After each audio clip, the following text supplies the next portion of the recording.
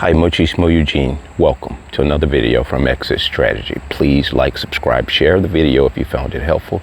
Please pass it on if you believe someone else will benefit from it. I would appreciate that. As Doja Cat famously said, I said what I said. And this is what we're going to discuss when it comes to empaths awakened, taking their powers back.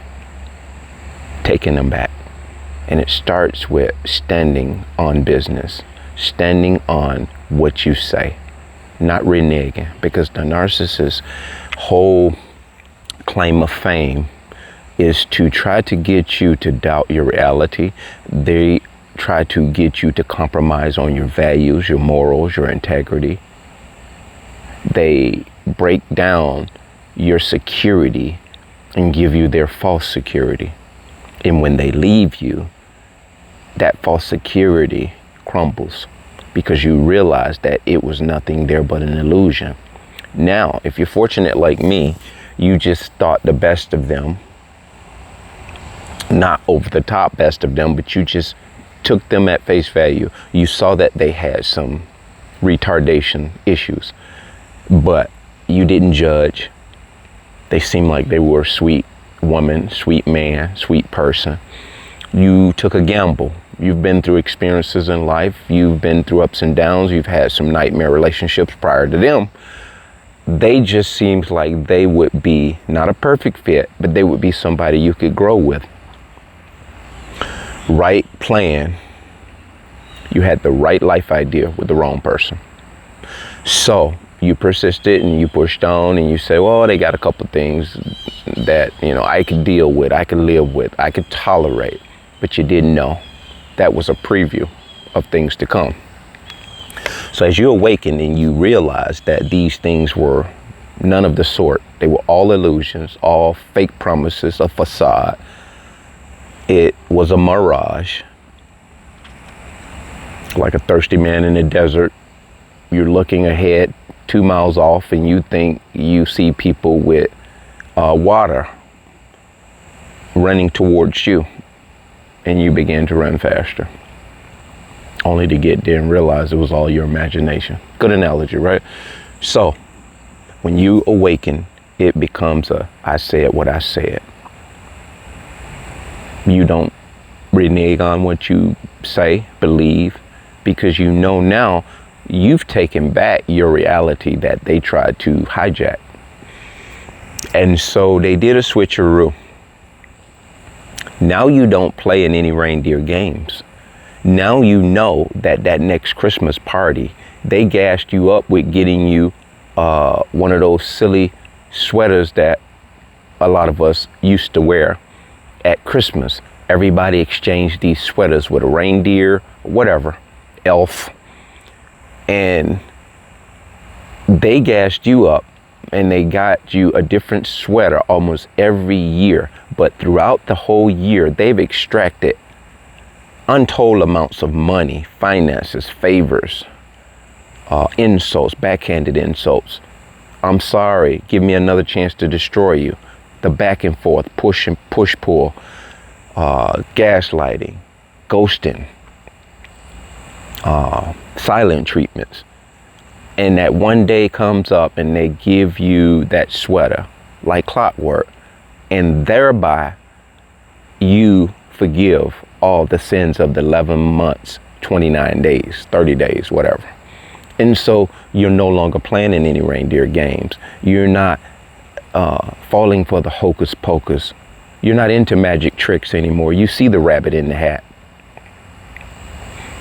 And you're not amused. This is what it is. I said what I said.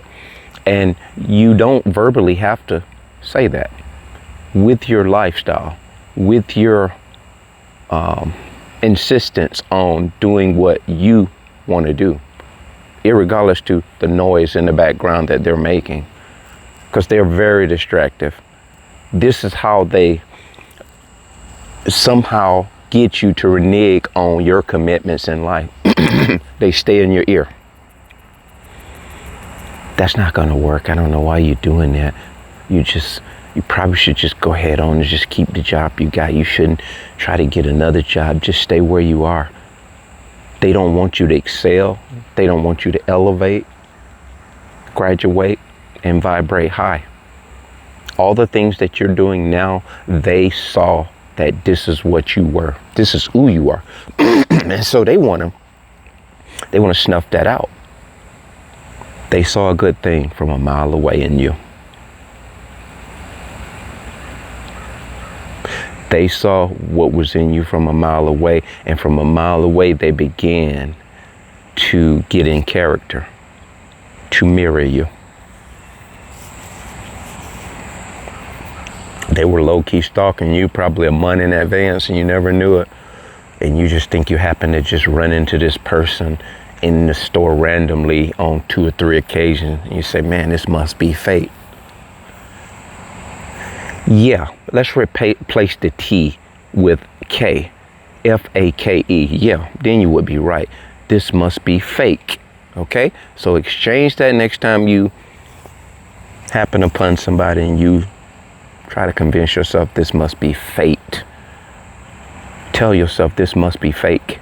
It ain't real. And when you say that, it will cause you to put the brakes on and say, let me just observe this thing a little longer, a little closer, and see how this pans out. Let me just watch their behavior. Let me just see how many cartwheels and backflips they can do consistently. Because they're bad gymnasts. They're bad gymnasts. They can't do but one backflip, and that impresses you. It's like, wow, metaphorically, and you're hoodwinked. But when you awaken, what you began to do as an individual, you're not in a rush for anything, nor were you before. This is how they capitalized. They appeased you. It was a moment in your life you probably was open for an amusement. You were at a low.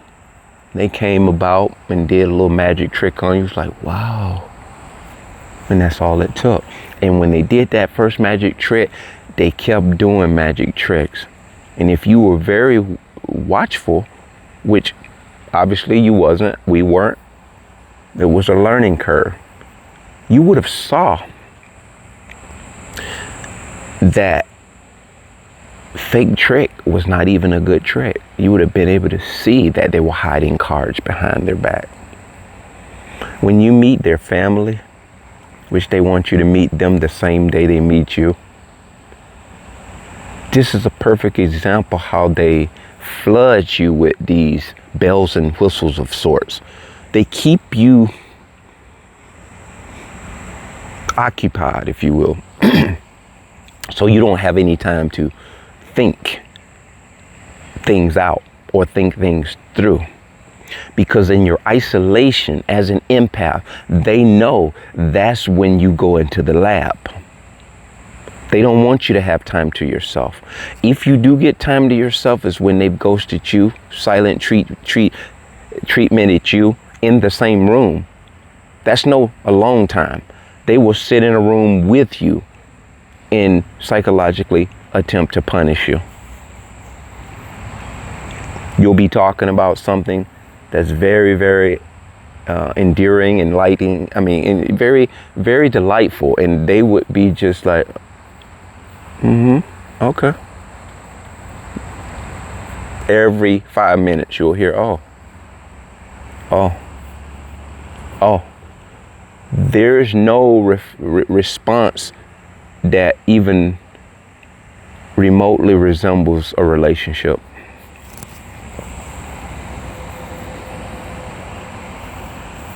And so now awakened, I said what I said. That has to be the way it is. And they'll keep trying, even though you're awakened, they will keep trying to convince you of what you already believe in and know that will work. They'll convince you if you allow them to. It boils down to if you listen to them long enough, that's how it often happens too.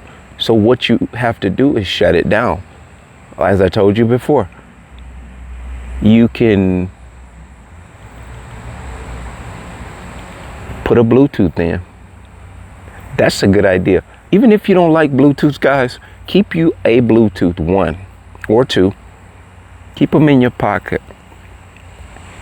And when you are around narcissists in that waiting room at the doctor's office, and they begin to strike up a random conversation, talking a mile a minute, telling you all their business because they want to seem important. Most of the business they're telling you is lies. They're giving you somebody else's story.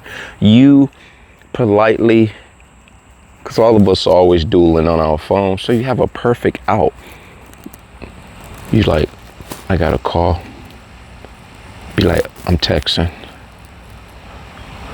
Oh, I'm listening to a voicemail. I'm listening to a video. Shut them down before they get warmed up. Otherwise, your empathy kicks in and you want to be polite. You don't want to be rude. You want to be stoic. You want to be stern. You want to be stiff-armed right out of the gate. God knows your heart. You're not mean. You're not rude. You are matter of fact. I said what I said. That being said, bless.